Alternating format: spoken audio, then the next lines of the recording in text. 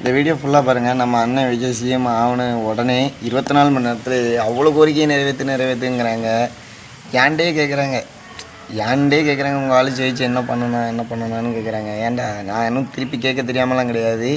So ஏன்டையும் கேள்விகள் நிறையா இருக்குது. உங்கள் ஆள் ஜெயிச்சு வந்து 2 வருஷத்தில் என்ன பண்ணினாருன்னு கேட்கலான்னு தோணுது. பட் இருந்தாலும் உங்களை மாதிரி தற்கூரி நான் கிடையாது. இந்த வீடியோ ஃபுல்லாக பார்த்துட்டு தற்கூரி யாருன்னு முடிவு எடுத்துகிட்டு பேசுங்க, சரிங்களா? பார்த்துட்டு என்னோடய கருத்து என்னென்னா, என்னை பொறுத்த வரைக்கும் ஒரு 6 மாதம் டைம் கொடுங்க, கொஞ்சமாவது அவகாசம் கொடுங்க. அப்போ தான் அங்கே என்னென்ன நடவடிக்கை எப்படி போகுதுன்னு பார்த்துட்டு. ஆனால் நாங்கள் இறங்கின உடனே எல்லா சம்பவமே சிறப்பாக பண்ணிக்கிட்டே இருக்கிறோம். நீங்களும் பார்த்துக்கிட்டு தான் இருக்கிறீங்க.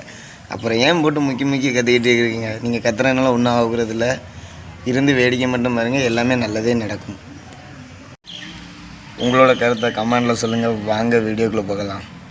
இந்த புதிய அரசாங்கம் ஆட்சிக்கு வந்த உடனே 24 மணி நேரத்துக்குள்ளே பாத்தீங்கன்னா ஒரு புரோபகண்டா போயிட்டு இருக்கு. பல்வேறு விஷயங்கள்ல ஒரு குற்றச்சாட்டுகள் அந்த ஆட்சியத்து மேல வைக்கிறாங்க. என்னுடைய ஒரு கருத்து என்னன்னா, எந்த ஒரு ஆட்சி புதிய ஆட்சி வந்தாலுமே குறைந்தபட்சம் 6 மாதத்துல 1 வருஷம் நம்ம கால அவகாசம் கொடுக்கணும். ஏன்னா சென்ற ஆட்சியில் நியமிக்கப்பட்ட அந்த அதிகாரி இனியும் தொடர்றாங்க, பல இதுல தொடர்றாங்க. திமுக ஆட்சியில் இருக்கும் போதே இந்த மாதிரி சம்பவம் குற்ற சம்பவம் நடந்திருக்கு. இது குற்ற சம்பவங்கள் நம்ம 100 விழுக்காடு தவிர்க்க முடியாது. கோயம்புத்தூர் சம்பவமா இருக்கட்டும், புதுக்கோட்டையில சம்பவமா இருக்கட்டும், எந்த சம்பவம் பொறுத்த வரைக்கும் அவங்க நடவடிக்கை எடுத்திருக்காங்க, கைது பண்ணிருக்காங்க. நீங்க எடுத்த உடனே கம்ப்ளீட்டா சினிமால தான் அதை பார்க்க முடியும். நீங்க சினிமால தான் அதை பார்க்க முடியும். நடைமுறைக்கு நீங்க 100% எந்த ஒரு குற்ற சம்பவம் இல்லாத ஒரு இது நான் பண்ணது முடியவே முடியாது.